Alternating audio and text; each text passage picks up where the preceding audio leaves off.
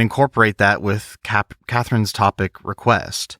So I hope you can excuse the humor of choosing yet another military topic immediately after I mentioned I wouldn't do that. But like I said, do as I say, not as I do. For those of you that are not already familiar with what the Battle of the Bulge exactly is, it's one of the worst battles of the entire Second World War. And for that matter, it's one of the worst battles in warfare history the world over. The Battle of the Bulge took place in Belgium, in the Ardennes Forest. Now, this was the late winter. It started on December 16th of 1944. There's quite a few different factors here that led to such an awful situation for the United States soldiers that were manning the front in that area. Let's back up a little bit. Remember that we invaded France on June 6th of 1944. And from that point on, the United States Army and the Allies had been pushing forward through France, liberating Paris and really the whole country. And they had fanned out from there as they approached the German border. And one of the reasons that this battle was bad was because we approached the German border so quickly and with such force that the overall consensus in the nation and in the army and the military thinking minds of the day was that the war would be over before the new year. The slogan was "End the war in 44." And then eventually it became "Stay alive in 45." But this assumption that we would be done before the new year meant that these troops on the ground were in the same clothes that they landed in France with that summer. Now this is winter, and it's in the Ardennes Forest of Belgium, and it's high altitude, it's cold, and there's snow on the ground. Needless to say, the troops didn't have the right clothing for the winter at all. And that's an understatement. They had some of them didn't even have boots. Now, another reason, probably one of the biggest reasons why this battle was so bad, is because at this point, Hitler and the Wehrmacht army, they were at a point of dire straits. They had retreated so rapidly and lost so many men. They had no real chance of survival. And that's what everyone thought.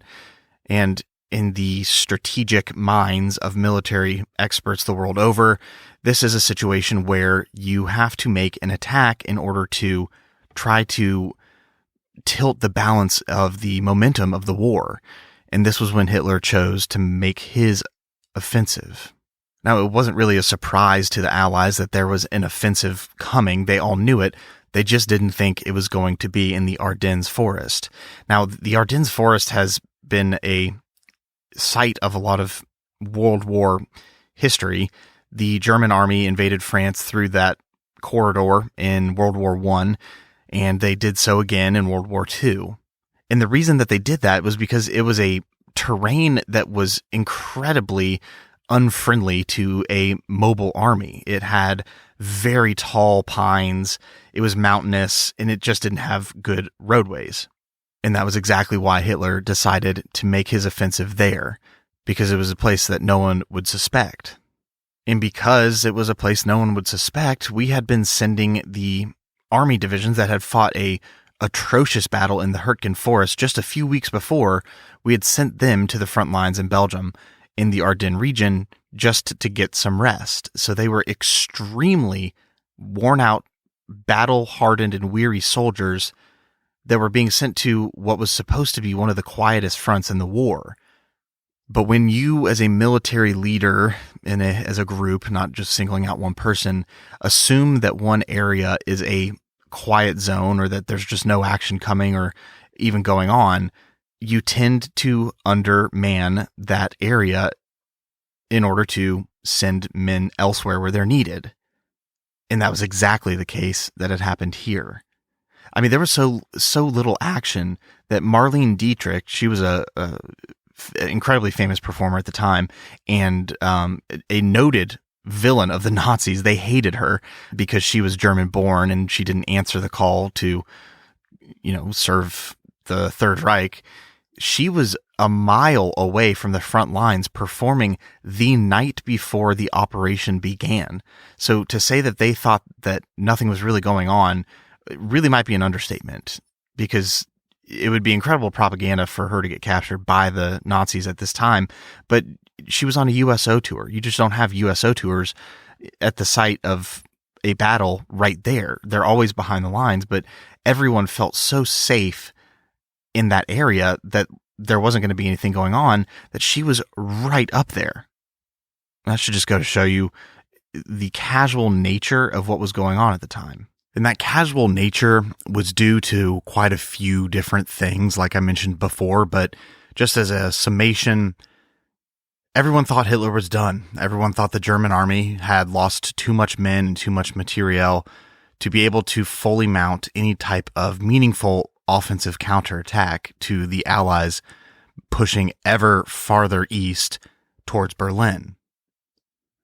Those that did think that they could do it thought the attack was coming elsewhere, and the men were moved off the line in order to reman elsewhere, and the other men were sent there in order to rest and recover, as well as the fresh troops who were sent there to start off their tour in Europe, not in the hottest spot of the whole Second World War right off the get-go. And as we come to find out, unfortunately, those were all the wrong moves. One of the men that was high up in the army that actually understood that the German counterattack might be coming through that way was none other than General George S. Patton. He and his Third Army intelligence officer, who was Brigadier General Oscar W. Koch, they sensed what others didn't, that a dangerous and desperate enemy absolutely remained capable of wreaking havoc. Up until this point, everyone assumed that the German reversal of ground in the recent months had been a rout or just a mass collapse of the army. The two men who understood that it was not anything of that sort were Patton and his officer Koch. They knew that it hadn't been a rout and a total military defeat, and that they were still capable of massing a large concentration of army groups. General Patton himself said, quote, "The First Army is making a terrible mistake in leaving the 8th Corps static, as it is highly probable that the Germans are building up east of them." But the concerns of Patton and his intelligence officer were essentially overruled by the consensus of the military minds above them. And like I said earlier, just a few miles east of where Marlene Dietrich and her supporting cast were performing, the war was still going on. And although it was a quiet sector of the war, they were still dealing with, the men on the front were still dealing with all the usual complications of combat, exposure to the elements, fatigue, and constant danger. General Norman Coda was the general in charge of the divisions that were stretched along a thin line of outposts and strong points that paralleled either side of the Our River, and that is spelled O-U-R. I don't know any other way to pronounce it. I'm sure it's wrong, though. The divisions there were so sparsely manned, they were just very battered from the Hurtgen battle and the road from France to where they were at that point. Now, initially, they had the 2nd Infantry Division to their north as their neighbor, but just a few days before the German offensive was launched, the brand new and entirely raw 106th Infantry Division had replaced them. To the south, they had been bordered by a 9th Armored Division, and the 28th Division bordered them. They had so much ground to defend that General Coda was forced to keep all 3 of his regiments on the front line. In the north part of his sector, the 112th Infantry held the smallest sector, but was actually in the middle of the Siegfried Line. And the Siegfried Line is a line of defenses that the German army had built in order to keep out invaders. It was east of the Our River, and it was in Germany itself. Just to the south of them was the 110th Infantry, and they were covering more than 13 miles of Ardennes territory. The 110th was responsible for twice as much territory as any regiment could be expected to control, yet it only had 2 of its battalions at the front. And to the south of the 110th was the 109th Infantry, and they were in a similar situation of their own, patrolling more than 10 miles of rolling country west of the Our River. So both of these divisions, they didn't have any real bona fide defensive lines or plans. They could only occupy towns and crossroads as a strong point in the vicinity of where they were supposed to be. So what they would do is they would outpost the river during the day, and they would pull back at night. In an after-action report for the 109th Infantry, it kind of described the area pretty succinctly. It said, quote, "The terrain along the entire division front is extremely hilly, much of it covered with pine forests. Observation is difficult because of the many wooded draws. Hitler could not have planned a more perfect place to conceal a last-ditch effort offensive." But by and large, this front was very quiet. It seemed like neither side was really interested in doing much fighting at that point. You have to remember that these men aren't just going to always follow orders. They are going to fight when they have to, but they don't want to fight. They don't want to have a chance to die, and they could all sense that the end of the war was coming. The surgeon for the 2nd Battalion of the 109th Infantry, Bedford Davis, recorded one such instance where it was clear that neither side had any interest in fighting each other when he was visiting the front lines with General Coda, and it was a sunny day. Remember, this is the winter. It was cold, and the weather had been horrible. So it was a sunny day. They both observed soldiers from both sides out basically sunbathing. He said, quote, "Some of the men were lying on the ground outside their foxholes and slit trenches to absorb the welcome sunshine. German soldiers about 200 yards away were doing the same." And as he watched, he began talking to some of these sunbathing men, and he said, quote, "Son, do you see that man over there wearing a gray uniform?" And he replied, "Yes, sir." And he said, "Don't you know he's your enemy?" And he said, "Yes, sir." He said, "Why don't you shoot at him then?" And his reply is probably the best reply I think any soldier could give a non-combatant army or a civilian, anyone who isn't on the front line. He said, quote, "Sir, he might shoot back." They all laughed, including General Coda. I mean, he wanted his troops to be aggressive, but he knew in this quiet area of the war, he was right. Why shoot at someone if he wasn't shooting at you? Occasionally, a patrol from the German side would slip across the river. They'd look around for a bit, and they'd pretty quickly go back. There was just rarely any shooting.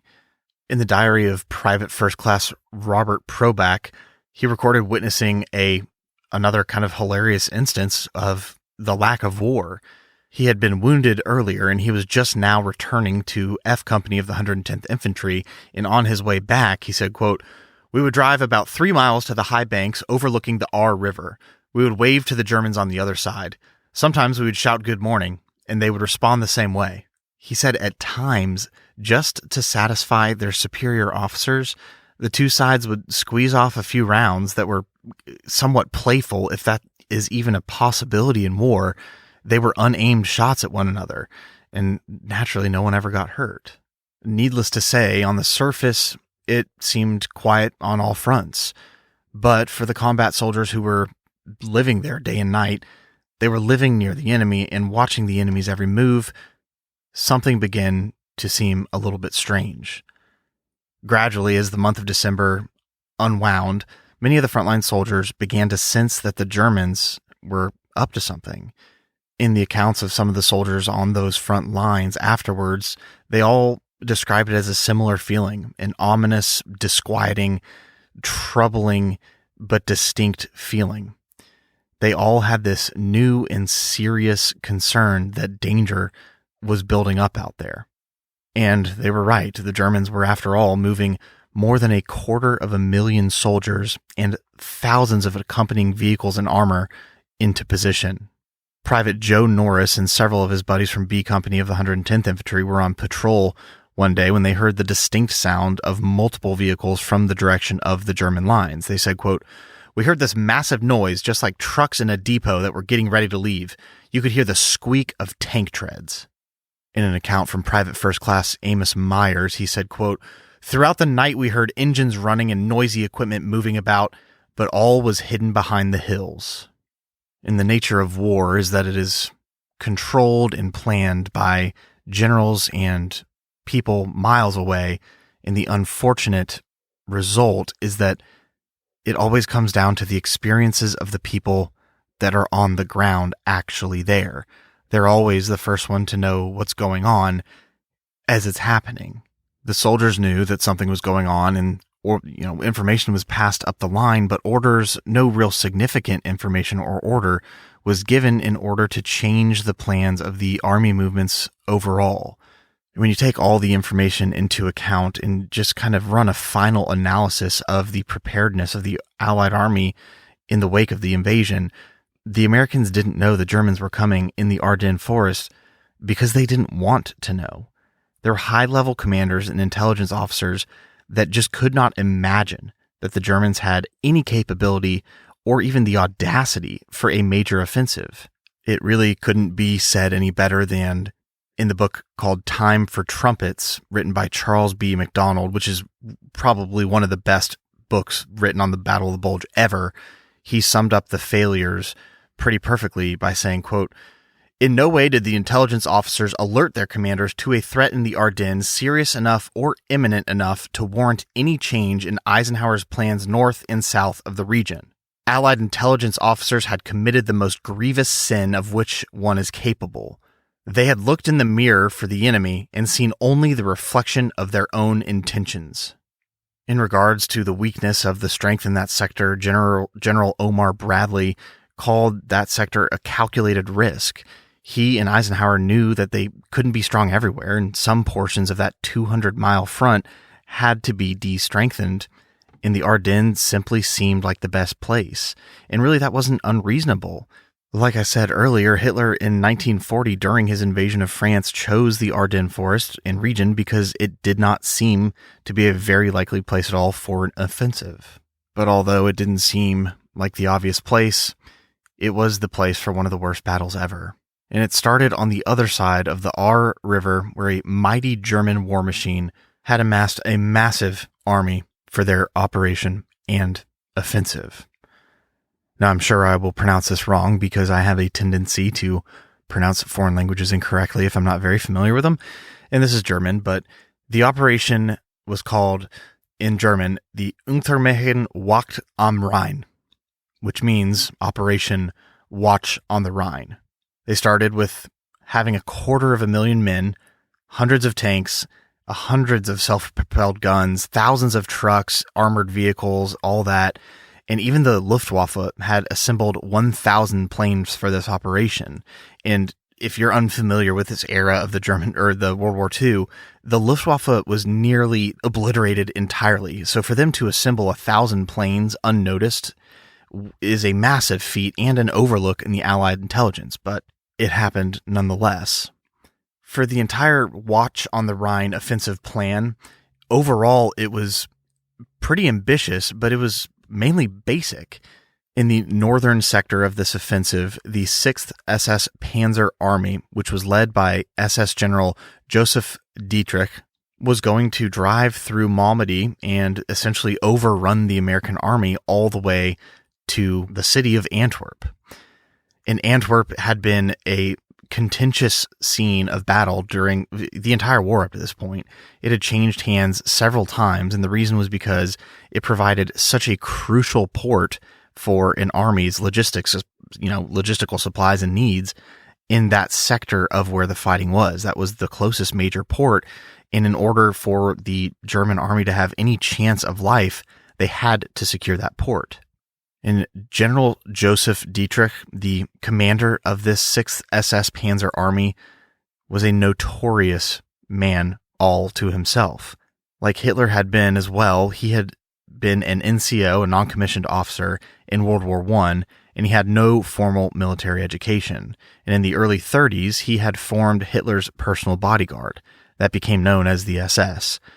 He was a hard-drinking man, and he had fought on a lot of different fronts in this war, and he earned a reputation for being pitiless and cunning. Hitler trusted him as much as he trusted anyone in those days, and he gave him the crucial task of racing to Antwerp. And in the south, the 5th Panzer Army was supposed to basically envelop the lightly defended area, capture the town of St. Vith, and roll north. And that would put them right through the town of Bastogne. If you've ever watched the miniseries Band of Brothers on HBO, Bastogne should be a familiar town name for you. They were supposed to surge west through the Bastogne corridor. General Manteuffel, who was the commander of this 5th Panzer Army, he said, quote, "The success or failure of the operation depends on an incessant and stubborn drive to the west and northwest. The forward waves of the attack must not be delayed or tied down by any form of resistance. Bastogne should fall on the 2nd day of the operation, or at least be encircled by then." This was a desperate offensive. It was not an offensive that they could afford to grind out slowly. And so the overall objective of Operation Wacht am Rhein, as it was initially called, was to split the Allied armies in two and cut off and retake Antwerp, which would ultimately force the Western Allies into a negotiated peace, as they thought. In that point, Hitler assumed he could deal with the Soviet Union on his own after that. He actually assumed that the British and Americans would join the fight against the communists, which is an ambitious assumption. It was an ambitious plan altogether, but Hitler wasn't really the type to play it safe. He had always been a gambler at heart, and he dreamed big dreams and courted major failures when he failed. Everything now depended on the speed of the operation, but it also depended on an assumption that was, for Hitler, an article of faith. He assumed that American soldiers would crumble in the face of adversity, and that was the foundation of success, really, for this entire operation. The attack began precisely at 5:30 in the morning on December 16th of 1944, and it was opened by the German artillery opening fire and dropping what soldiers described felt like a sheet of flame onto their lines. Then it was accompanied by the sound of panzer engines that were carrying along from the east. And as the artillery crashed all around them, a rifleman in the 99th Division reflected, quote, "You'd think the end of the world is coming." And indeed it was coming. Through the trees, the infantry of the German army emerged in shadowy figures in their snowsuits and white caps. They were shouting and they were singing above that distinct whip crack of rifle fire. One GI that was hiding in a barn among cows with another GI, and they were essentially just trying to avoid the slaughter that was all around them and coming towards them. He remembers distinctly whispering to the GI next to him that he felt like the entire German army had just landed in front of them. And although it would be just hours before the American commanders realized that the opening barrage was more than just a feint, it would be days before some generals acknowledged the truth of what General Rundstedt had told his legions in an order that was captured by the Allies that early Saturday. He said in German, "Es geht das Ganz," which means everything is at stake. And they were attacking as though everything was at stake. It was a struggle that would last for more than a month. It would embroil more than 1 million men drawn from across half of this continent into this haunted scene of battle. And because this battle is such a large battle with so many moving pieces simultaneously, and it's hard to just over audio give you a precise description of everything that's happening, I've found some pretty good battle maps that pretty easily you can see the movements of all the armies and groups that were involved and kind of see what happened. Those will be on the website, on the episode of this on the website. You will see a little button that you can push, and it will just say battle maps if you are interested in that at all. Now, I mentioned Field Marshal Dietrich, or General Dietrich of the 6th SS Panzer Division, that was leading the northern part of this attack for a specific purpose. I know I mentioned in the World War II series that I did a while back that the cultures of the German army, the Wehrmacht, and the SS soldiers was wildly different. The SS was a bodyguard element of Hitler, and they were the highly trained troops, and they were the most loyal to Hitler himself. They would have been more loyal to Hitler than Germany. The German army, the Wehrmacht, was just that, the German army, and their alliances differed. They were the army for Germany. The other was the army for the commander of Germany. In any case, an army that is severely loyal and devoted to the commander or the person over the country breeds fanaticism. And that fanaticism, unfortunately, came out in large swaths during the Battle of the Bulge. And one of the first instances was when the attacking portion of that northern 6th Panzer Division, which was the 1st Ss Panzer Regiment, which was like the spearhead of that attack, it was commanded by a young lieutenant named Joachim Peiper. In his 1st SS Regiment, they were an armored group of tanks and infantrymen, but they came into the town of Hansfeld, and they found the American vehicles had been parked in the doorways, and the exhausted Americans were sleeping inside. And this was where the atrocities began commencing. In an account of the instance, it was said that 8 soldiers were rousted outside in their underwear and their bare feet, basically trying to surrender. They were lined up in the street, and they were murdered with a machine gun. 5 others emerged from a house nearby with a white flag. 4 of them were shot, and the 5th, pleading for mercy, was crushed beneath a tank while he was alive. 4 other Americans, also carrying a large white banner of surrender, were shot. Piper's men would strip boots from the dead, and they would press on to the next town of Bulge.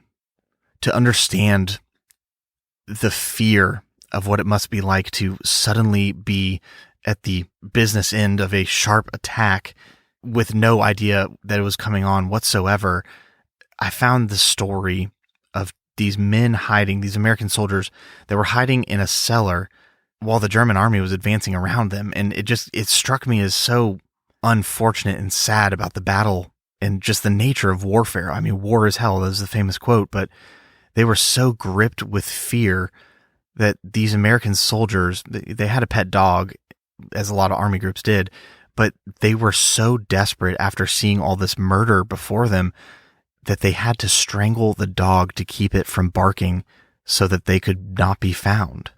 And if that doesn't show you the type of fear and carnage that was going on in front of these men, I don't know what else would. Eventually, Peiper and his circus of horror had made their way to the Belgian town of Malmedy.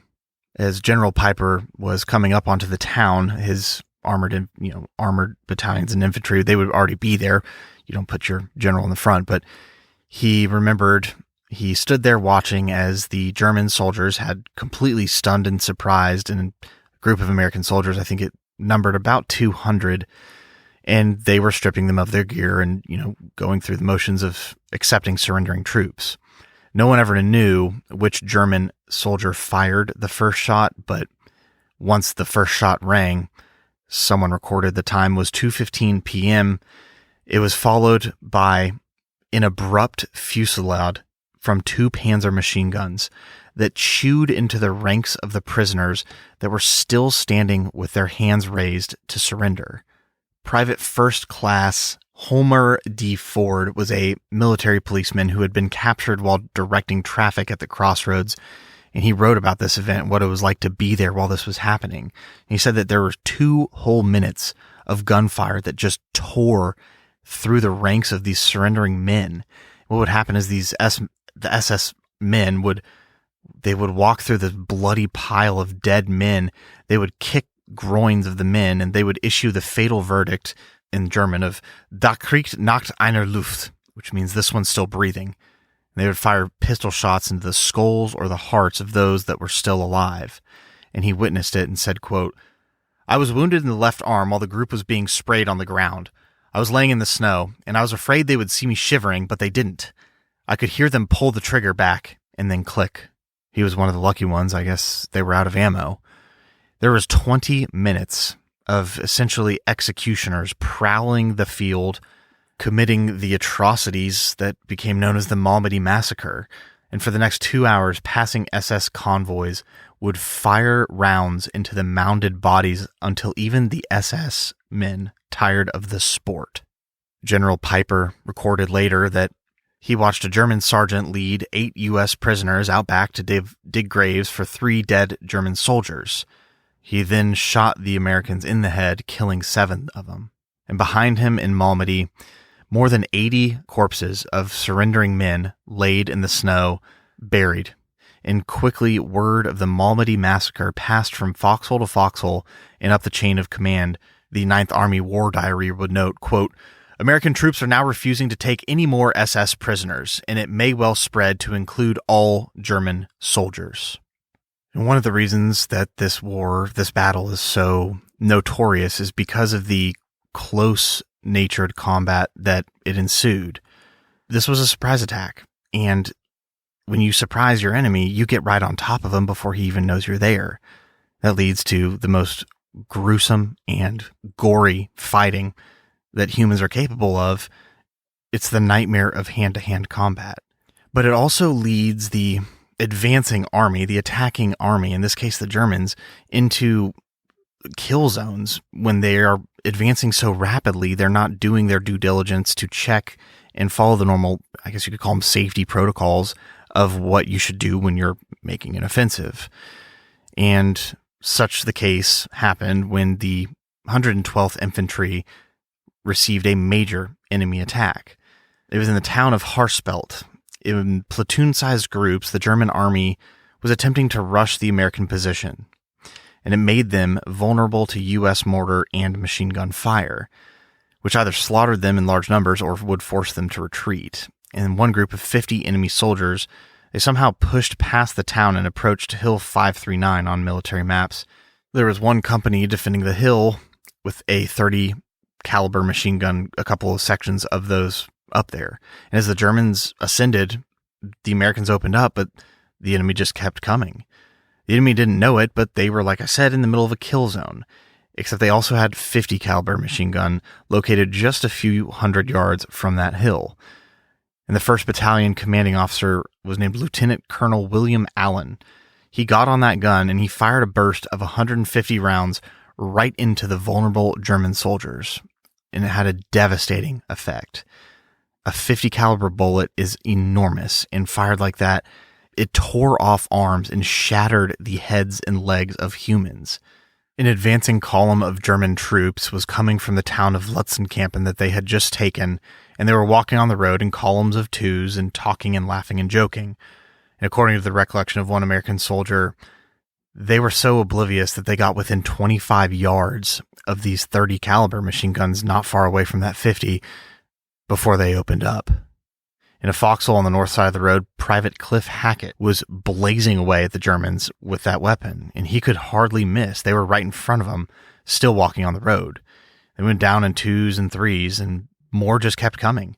A new guy standing next to Hackett was firing his rifle at the enemy, and in the next foxhole, no one was shooting. The two men were just hugging the ground, cowering, totally unhinged by fear. And Hackett and his buddy just kept shooting clip after clip. It's an odd juxtaposition of war to have two men firing and slaughtering an advancing column of troops, and in the next foxhole over, the other two are completely immobilized by a gripping fear. To the south of them was the 110th Infantry that was dealing with the attack of their own, and they had the distinct advantage of using artillery to defend the advancing invaders. And one of the soldiers who was being defended by the artillery that they were using in that 110th to defend their position wrote about what it was like to watch an advancing column be mowed down by artillery. He said, quote, "The German infantry was coming toward us in waves, 20, 30 men abreast. The artillery massacred the Germans. The few Germans that got through the artillery fire, we then picked off with our rifles.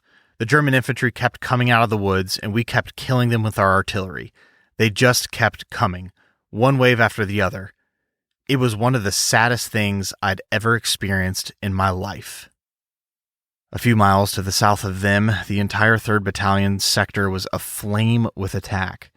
It was the 110th Division that was the only major unit directly between the Germans and Bastogne, and it was in serious trouble.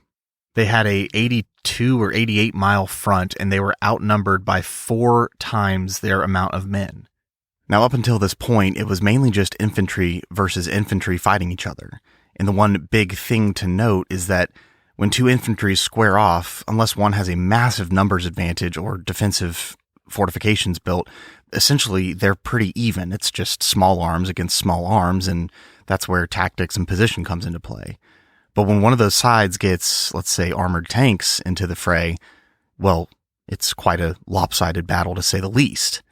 And at 4 o'clock on that first day of the attack, on December 16th, the Germans finished building 2 bridges that allowed them to cross their armored tanks over the Aar River and into the fight. One of the first towns they came across was Lutzenkempen. And for about an hour or two, the Americans on the ground had heard German tank engines idling nearby while the enemy soldiers cleaned out the town of Lutzenkempen. And as B Company watched in horror, the tanks, accompanied by hundreds of infantry soldiers, they emerged from the northern end of the town. Officers were calling for artillery frantically, but there just wasn't any available. They had almost nothing with which to fight a tank. In a foxhole on a hillside overlooking the town of Lutzenkempen, Private First Class Charles Hogg says he reflexively ducked in anticipation of the tank fire he was sure was coming. He said, quote, "The tanks seemed to crawl along about 2 or 3 miles an hour. We bit our lips and prayed. The huge, black, obscene shapes. They approached up the road from the middle of Lutzenkempen toward one of the farmhouses used by the company. All of a sudden, there was a horrendous detonation from the cannon of the lead tank, and the house collapsed and fell inward on itself in a shower of sparks." And one of these things that makes a tank so, among the many things, so horrifying to be going against is that a lot of them had flamethrowers. Reportedly, the sound of the flamethrower was an eerie, unearthly, hydraulic terror. Private Hogg and his fellow runners had heard screams from somewhere up ahead. He said, quote, "We witnessed the most horrible thing any GI dreams of," as he was talking about watching a tank, a flamethrower tank, stopping about 50 feet from an occupied foxhole. And he continued, quote, "As the 2 kids sat there helplessly, a gigantic stream of roaring fire shot in on them. They had been burned to a crisp." Hogg and many of the others around him were shaking uncontrollably, crying in their holes and praying for deliverance. And in what Private Hogg described as one of the most amazing displays of fireworks he'd ever seen, the American artillery finally did muster up some resistance, which knocked out some of their tanks, and then the men were able to use shoulder-fired bazooka-type weapons and anti-tank guns that they did have, which it can be good against a tank, but it's really a last-ditch effort. To fight a tank, you want a tank or something bigger. Either way, the enemy tanks and soldiers turned around and they headed back into the town. The carcasses of the destroyed German tanks continued to burn furiously, so the Americans still firmly held the Arden Bridge. The survivors of B Company stayed in their foxholes and they kept watch. And in one of the most grotesque but recurring themes of warfare, the smell in the air stank around them, reportedly of burned flesh, which is supposed to smell like a sickly sweet, distinctly crispy, strange mixture of spoiled meat and charcoal. And that would hang in the air for the entire rest of the evening for those men. And with that, the first day of the counterattack was done. All of that was just the first day. Things would progress and get worse. And the next day, as the tanks were moving in for the Germans on the outskirts of a town named Fischbach, there was a lieutenant. His name was Thomas Byerly. It was a tank platoon of American tanks that had managed to make their way up to the front lines and try to repel the German tank advancing. His platoon of tanks was descending a hill that was merely 2 miles away from the town of Marnac, where they were trying to take. All of a sudden, they were hit by an anti-tank gun, which pretty much sliced through the lead tank. Byerly's account read that they basically methodically picked off each tank in the stalled column when the first one broke down. None of the other tanks could move to go back because of the steep shoulders on the road. It was a death trap. And I think a lot of people out there, when they're reading back on these accounts of history, tend to think that the guys in the tanks were a little bit better off because they're not always just exposed to machine gun fire. But this account makes sure that there's a reality check for that perspective. One by one, those tanks got hit. Their turrets were smashed, their treads were shot off, the holes were blown open by high-velocity shells, and when those shells would go inside, they would just ricochet around inside. It would shred these crewmen into dismembered pieces. their gas tanks or their engines would catch fire. It would singe the skin, burn the hair, and asphyxiate the men, consuming flesh and bones in awful, awful flames. Lieutenant Byerly's platoon, D Company, was almost virtually entirely destroyed in just 10 minutes. It became clear to the command of the Allied forces and General Eisenhower and all the higher-ups of the militaries that were present, that unless they acted fast, they were in a dire situation, and in fact they had all been wrong, and the attack was coming here. They needed to get a plan together, and they needed to get it together fast. On December 19th, which was just the third day after the attack, General Eisenhower called a emergency war meeting in order to figure out just what in the world they were going to do in order to fix the situation. Among those in attendance was General George Patton. Now let's take a brief pause for a second just to describe to you the iconic and historic man that George Patton was. He came from a family of military history spanning all the way back to the Civil War, and all his family was in the Army. And this was by no means his first real combat either. He first led an army group all the way back to the insurrection of Pancho Villa back in, I think, 1913-ish. I mean, that's 30 some years of military leadership experience.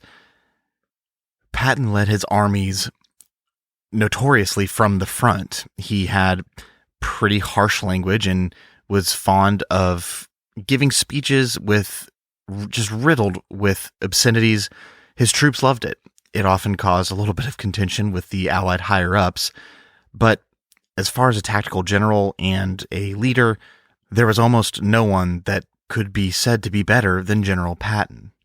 And as far as his troops were concerned, there was no better leader, and truly he produced some great results. In a speech that became ultimately notorious because of how riddled with obscenities it was, he demonstrated his ability to, shall we say, improve morale in a unorthodox method. And if there are children listening to this for the next 15 seconds, you might want to turn the volume down because I'm going to give you a passage of that speech just to give you an idea of the type of man that he was. In a speech to his army, he said, quote, "I don't want any messages saying I'm holding my position. We're not holding a goddamn thing. We're advancing constantly, and we're not interested in holding anything except the enemy's balls. We're going to hold him by his balls, and we're going to kick him in the ass, twist his balls, and kick the living shit out of him all the time. Our plan of operation is to advance and keep on advancing. We're going to go through the enemy like shit through a tin horn." Now, how can you, if that is your leader and you're a soldier, help but feeling overwhelmed with a high sense of loyalty, patriotism, and morale? It was unorthodox, sure, but effective nonetheless. And now, General Patton, the man with the sharp tongue and cold, calculative, and unbelievably effective leadership, was sitting in front of General Eisenhower and a few other men at the emergency war meeting, trying to figure out just what was going to happen. After a while, Eisenhower made up the plan that they would essentially hold in the middle where there was already a bulge in the lines forming, and that is how they got the nickname of the Battle of the Bulge. General Patton and his Third Army, which currently held a 80-mile front, would pivot north to fight into the exposed German left flank and push through, eventually becoming the tip of the spear that reunited those men that had been holding out and had become surrounded entirely by the Germans. Patton was the one who drove his army through and rescued them. Although they never admitted they needed rescue, they just said they were happy to have more ammunition. So Patton was going to plan the attack, and leaning forward on the table in this conference room, General Eisenhower asked how soon could he get the attack off. And General Patton replied pretty matter-of-factly. He said, quote, "On December 22nd, with 3 divisions, the 4th Armored, the 26th, and the 80th. And as Eisenhower leaned forward, he calculated the space, the time, and all those divisions kind of in his head and on his fingers. It was a maneuver that would require making a sharp left turn with a full corps and then moving nearly 100 miles over winter roads. General Eisenhower wasn't sure that that type of attack could be planned so quickly without facing total disaster, and he even said that he would be happy with an attack on the 23rd if it meant an extra day of plans. General Patton replied in his typical trademark way, saying, quote, "I'll make a meeting engagement in 3 days, and I'll give you a 6-division coordinated attack in 6 days. Someone at the table laughed. There was an uneasy shuffling of boots that could be heard on that bare floor. And glancing at his staff officer just to make sure that that was something they could do, he looked at him and he added, quote, "We can do it." And as he left, he phoned his army's headquarters, told them of the orders, and he finished it with, quote, "Everyone is a son of a bitch to someone. Be better sons of bitches than they are." And if you're wondering what a general war meeting would have been like during those days with Patton in attendance, there's your answer. And so the plan was made, the orders were given, but on the front lines, there was no plan. There was just survival. They knew that their orders, especially units like the 112th Infantry, their orders were to hold at all costs, and they did just that. They were slowly biding time and giving ground and taking a lot of casualties, but giving the Germans a hell of a time trying to cross the Arden and Aar rivers. The entire purpose of this was just to buy time so they could funnel as many reinforcements as they possibly could in order to reinforce the town of Bastogne, the critical road juncture that would propel the army, the German army, all the way to their main goal, the port of Antwerp. It's a set of orders that are incredibly difficult to give and incredibly brave to follow. I think sometimes when you hear the stand or fight to the last man, it's kind of overlooked of what that actually entails. Keep in mind, a lot of these German armies that were coming into the American lines had been preparing for this for a very long time. They had been collecting American uniforms. A lot of these German soldiers would approach the American lines looking like Americans.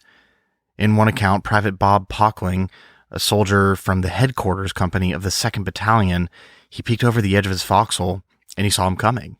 He actually thought that the tanks even might be American. He sat down in his hole, and a tank stopped 5 yards away. Infantry soldiers jumped off, and they began running from hole to hole in the area where his friends were taking refuge. He said, quote, "They went down the row and machine-gunned those guys. They had hand-to-hand combat. I heard a lot of moanings and groanings." To make matters worse, even if they weren't in American uniforms, there was such a thick fog that there were accounts of German soldiers walking up as close as 5 feet in front of a foxhole before they opened fire because they just didn't see them. And all of these consequences of following the order were known to the men that chose to do it, and they all chose to do it.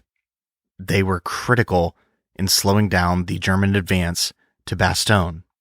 Although they did hold off for an impressive amount of time, and they took a staggering amount of casualties and inflicted a staggering amount of casualties, an outnumbered, outgunned, and undersupplied army can only hold so long.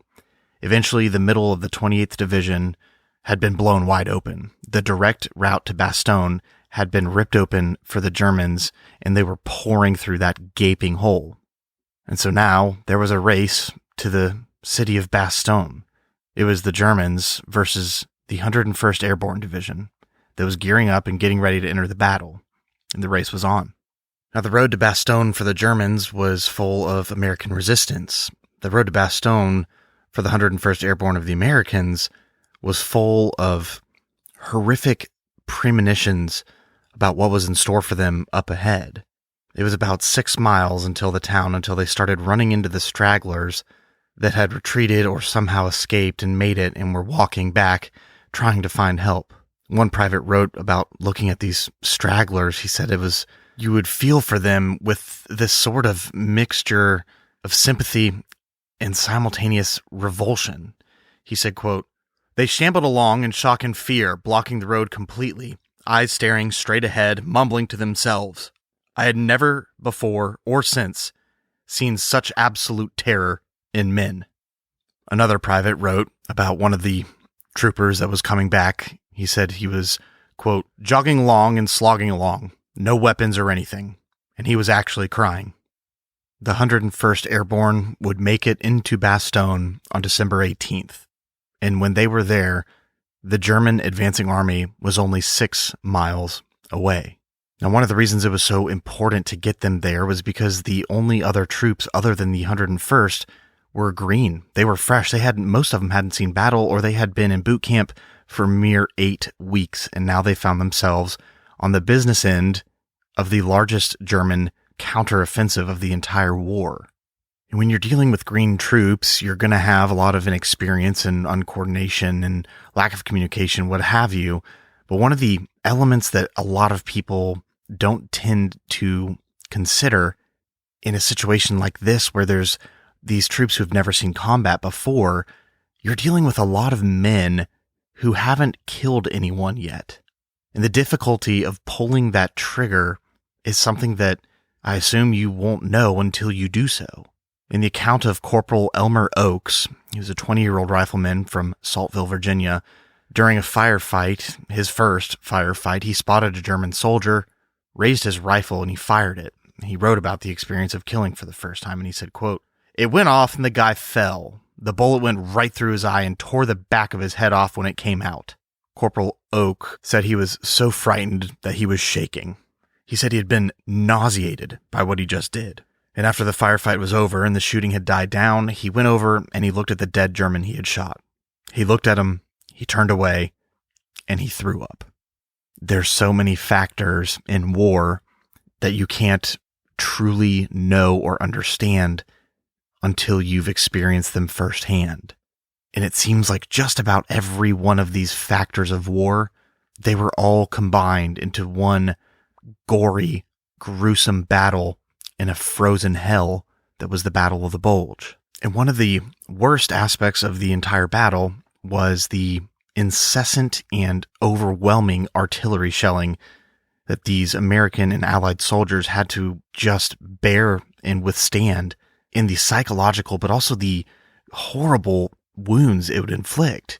Now, if you're not familiar with the artillery of an army, essentially what they're doing is just lobbing up explosive shells into the air, and the only way to get away from it is to dig a hole in the ground, because when the shell explodes, it explodes in all directions. Normally, it just fires onto the ground and blows up, and being under the ground and in your hole, the metal and the shrapnel will just fly over you. It was the distinct feature, I guess you could say, of the Ardennes Forest that made the shelling so much worse.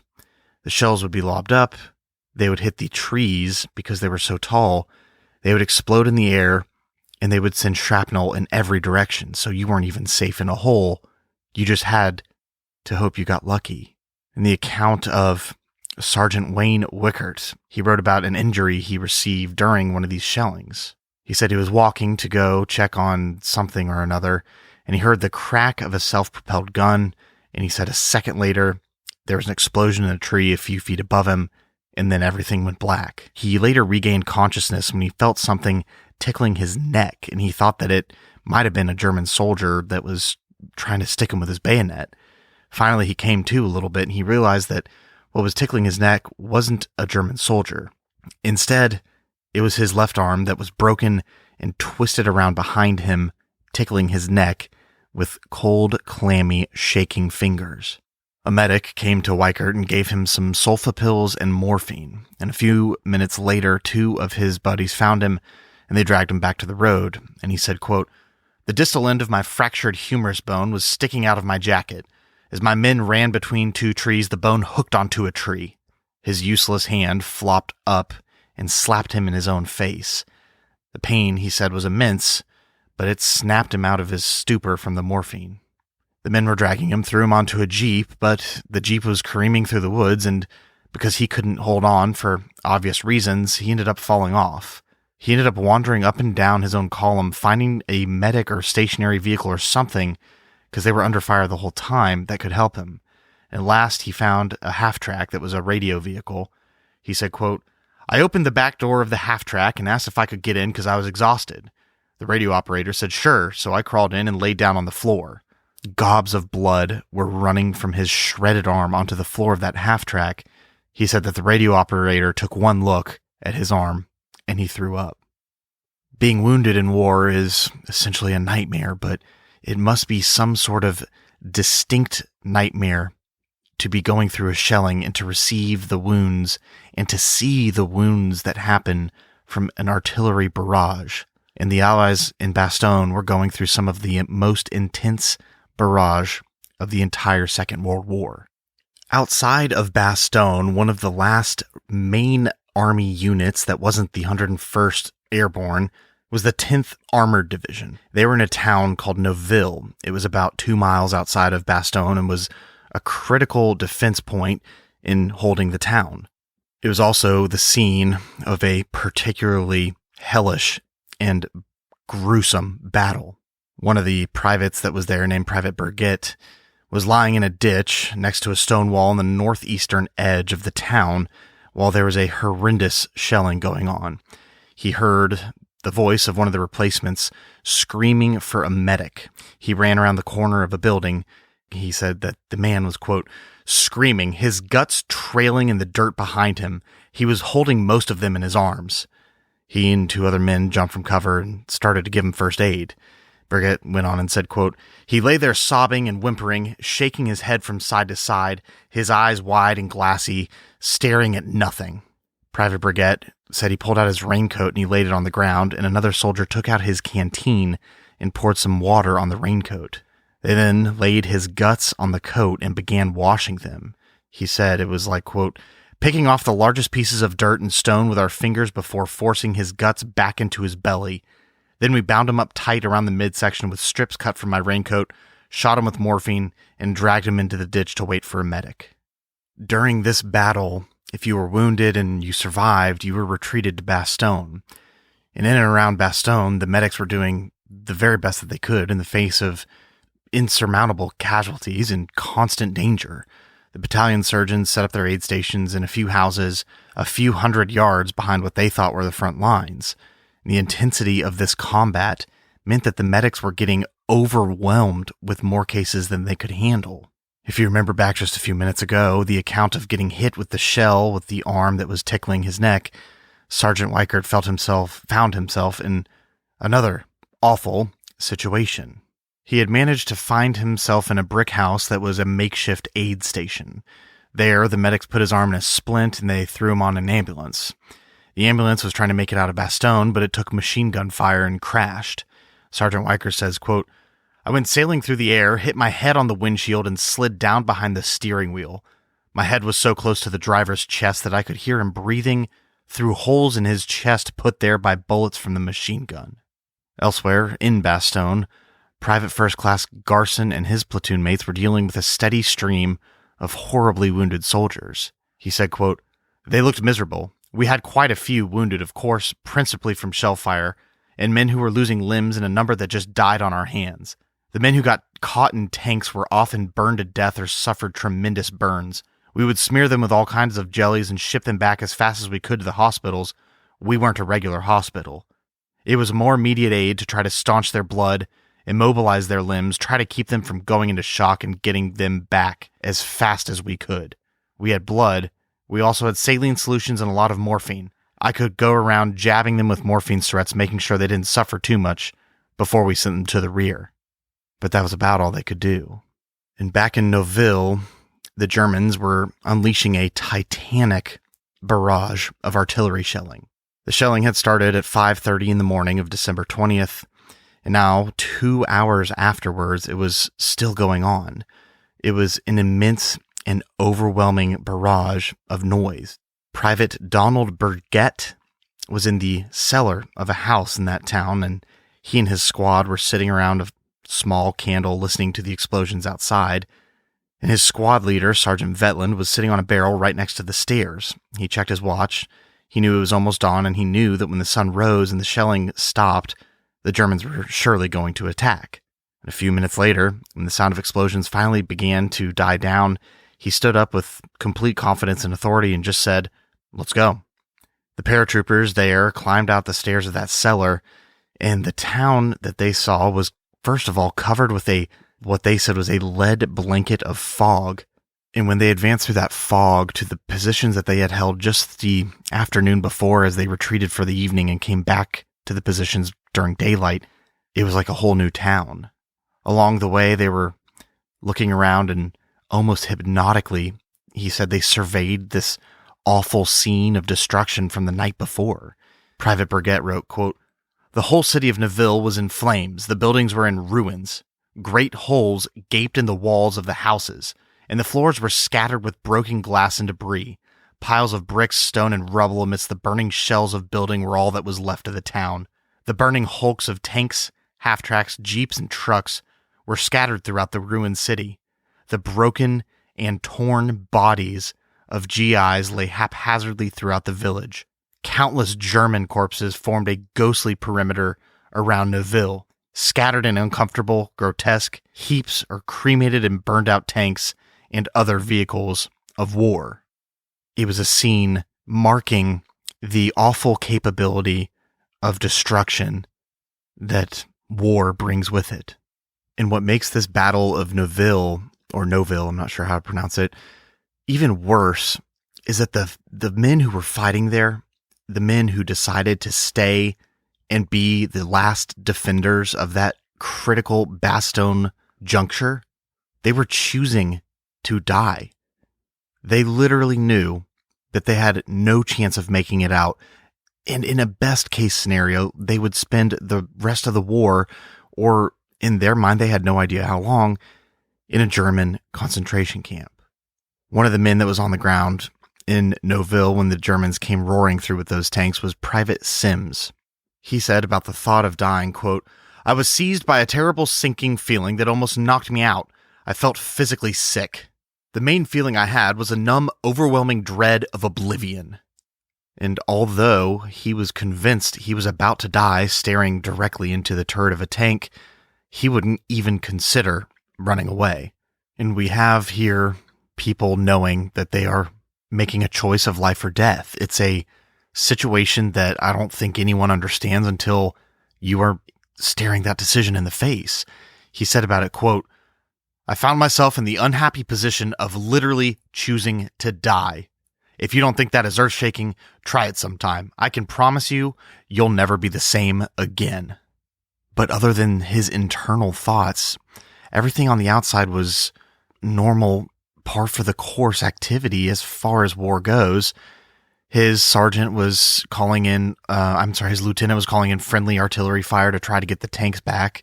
His platoon sergeant was still sitting in the basement covering a wound caused by an inch square fragment that went all the way through him and was pressing against the skin of his abdomen.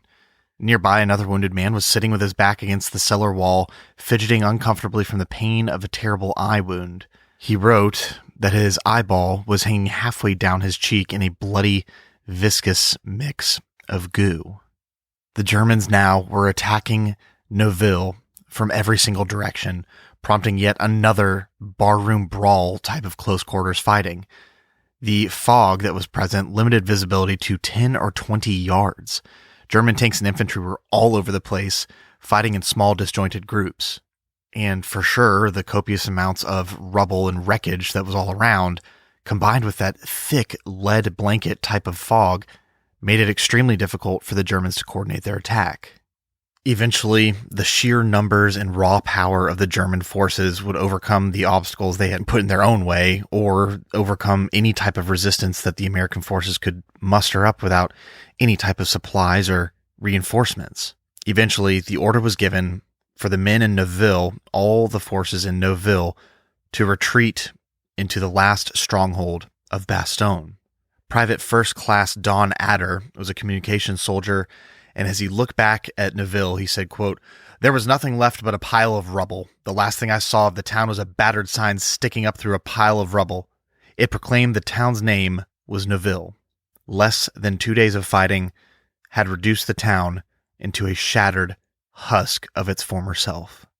Now, what's important to note here is that even though they were retreating and the Battle of Neuville was finally over, for the last 2 days, a mixed group of American infantrymen and tankers, very few tankers, had held off an attacking force that outnumbered them by 10 to 1. And the price of doing that was incredibly steep. The tanker team that was there lost 11 out of its 15 tanks, 11 half-tracks, and more than a dozen trucks, and at least 63 of its soldiers were killed, wounded, or missing, out of an original complement of 325 men. Now, the 1st Battalion of the 506 Parachute Infantry, they incurred devastating losses in the defense. That whole battalion had gone into Nivelle with 473 soldiers. 212 of them became casualties. They lost 45% of their battalion. Strategically, the Battle of Nivelle being claimed as a victory by the Germans meant one very important thing for the Battle of the Bulge entirely, that the struggle for Bastogne had just changed from a race to a siege. The American forces were essentially cut off and surrounded.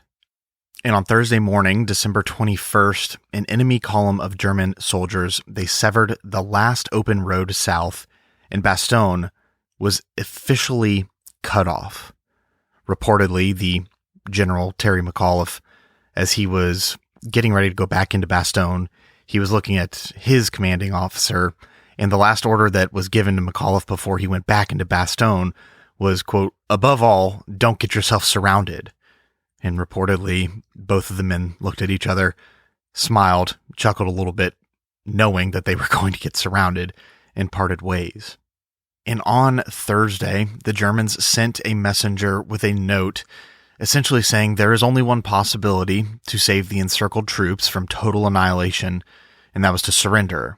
And in one of the most famous quotes of World War II period, General McAuliffe answered one word with nuts. Now, we don't use that word quite the same way that they did back then. Essentially, it was the same as saying, that's ridiculous. We're not going to do that. Because although they were surrounded and cut off, the 101st Infantry, the airborne, they were nearly at full strength. Now, they had no winter clothes and very little ammunition. General McAuliffe even had rationed down each rifleman to 10 rounds per day, telling them to wait until they could see the whites of the enemy's eyes to fire, but they were still at full strength. And now we fast forward 2 days later, thinking that things couldn't get quite worse than they already were. The soldiers on the ground were about to experience a heavy, heavy snow. And even worse, after that, it was followed by a killing cold in the continental weather phenomenon that was known as a Russian high. Radiators and even gas tanks were freezing.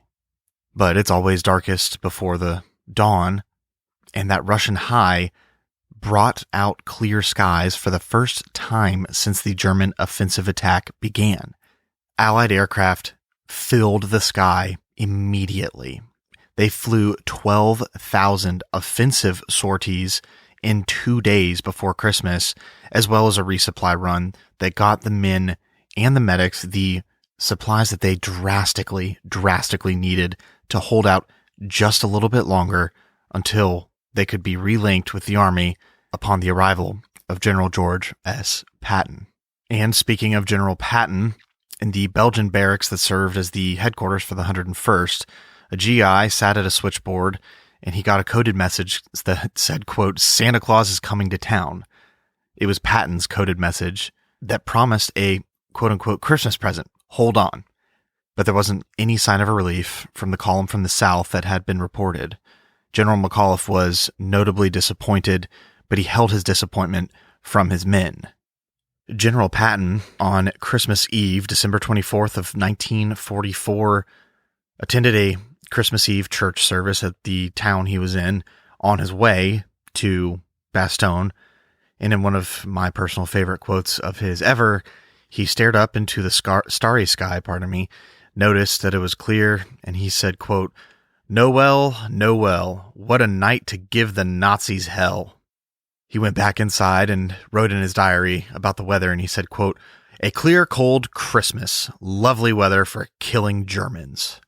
Comedy aside, as far as his zeal and gusto for his job and what he was doing, he had made good on his, what some called reckless promise at the Verdun War Council to attack with 3 divisions by December 22nd. He did it. He was largely regarded as the best field commanding general that the United States had, and he was proving that point more and more as he went. In order to get to Bastogne as quickly as possible, he told his tanks, quote, "drive like hell," and he told his staff that no SS prisoners were to be taken alive. He had predicted that he would reach Bastogne on December 24th, but he had ordered a perilous night attack that gained only 400 yards and left one tank battalion with just 14 Shermans remaining. This was 7 miles outside of Bastogne. And in a moment where you see Patton's ability to put aside his ego and his bravado and personality, he wrote into his diary, quote, "This was probably my fault because I had been insisting on day and night attacks. It takes a long time to learn war, to really learn how to fight." He would fight on for another 2 days. And on Monday afternoon, December 26th, his battalion crested a ridge 3 miles southwest of Bastogne. They're so close they can nearly shout at each other. They reached the village of Assenois. This time, the offensive was put on by the Allies. Allied artillery rained down, and in those tiny streets with a tank column speeding through to get to Bastogne as fast as possible, it surprised the German occupiers and it forced them out into the streets, and it was a fighting of chaos and confusion. The official history from the Volksgrenadier German column that was occupying it called it, quote, "a shooting, clubbing, stabbing melee." Gunfire was ripping through the fir trees, shooting down surprised Germans standing in a mess line, and 3 tank shells killed a dozen more that were just standing in a concrete blockhouse. And finally, on December 26th at 4:50 p.m. sharp, the siege of Bastogne was over when the first tank rolled in and they made contact with the battered but not broken 101st Battered Bastards of Bastogne, as they became known. The defense of the surrounded Bastogne would last for 8 days. It was just a drab market town in Belgium before this, but it had cost more than 2,000 American casualties, and losses in the 4th Armored, they added another 1,000 to the tally. The total U.S. losses for the last 2 weeks of December, starting from the 16th all the way to the end, included nearly 600 tanks, 1,400 jeeps, 700 trucks, 2,400 machine guns, 1,700 bazookas, 5,000 rifles, and 65,000 overcoats. I'm not sure why they noted that, but someone noted that they lost 65,000 overcoats. The Germans had accumulated such a large amount of American vehicles that American pilots were ordered to bomb any column that they saw, including both Allied and German vehicles. It would take until the end of January to regain the lines that they had on December 16th. In the official Army tally, the United States battle losses in the Ardennes region from December 16th to January 25th was 105,000 casualties, including 19,246 dead. Now, because I'm pretty fond of putting numbers into perspective in the past, because those are just large numbers, but you don't really get an idea of how large that is. Keep in mind, this is 1 month and 9 days. And if you account that 1 month and 9 day period into the total amount of casualties that were sustained in combat during World War II for the United States, 1 in 10 of them would occur in the Battle of the Bulge. That is including the Pacific Theater. That is every World War II combat casualty. 1 in 10 in 1 month and 9 days in one region. Of those numbers, more than 23,000 were taken prisoners, and they would spend the duration of the war in German camps. Although those numbers are staggering, it was quite a bit worse for the Germans, who had been waging war for more than 5 years. They had lost 4 million German soldiers killed, wounded, or captured. The loss of this Operation on the Rhine, Operation Watch on the Rhine for the Germans, marked the end of their offensive effort in the war. It was their last offensive effort, and it's nearly undisputed that it was basically the beginning of their short decline to the end. In a fitting prediction, I guess, because he predicted that they were capable of doing that in the first place, General Patton sensed that they were done. He said, quote, "When you catch a carp and put him in the boat, he flips his tail just before he dies. I think this is the Germans' last flip." And speaking of General Patton, among the top commanders of the Battle of the Bulge, he had absolutely proven himself to be the most distinguished in his action. George Patton displayed a truly remarkable amount of agility when he fought the German 7th Army, half of the 5th Panzer Army, and a large portion of the 6th Panzer Army. And that agility and his ability to fight them on different fronts like that, it earned him the compliment of General Omar Bradley when he said he was, quote, "one of our great combat leaders." And it was directly because of his actions during this Battle of the Bulge and this offensive and his race to Bastogne that there is still to this day a statue in Luxembourg honoring his bravery, his courage, and his sacrifice for the people of the area. It was the actions of him and all the men that were involved in this conflict that made Winston Churchill remark that there was no greater exhibition of power in history than that of the American Army fighting the Battle of the Ardennes with its left hand and advancing in the islands in the Japanese warfare in the Pacific. The cost for the loss of the Bulge offensive for the Germans was detrimental to their military success from that point on. Half of the entire fuel production for Germany in November and December had supported their offensive, and now hundreds of German tanks and assault guns fighting the Russians were immobilized on the Eastern Front just for a lack of gasoline.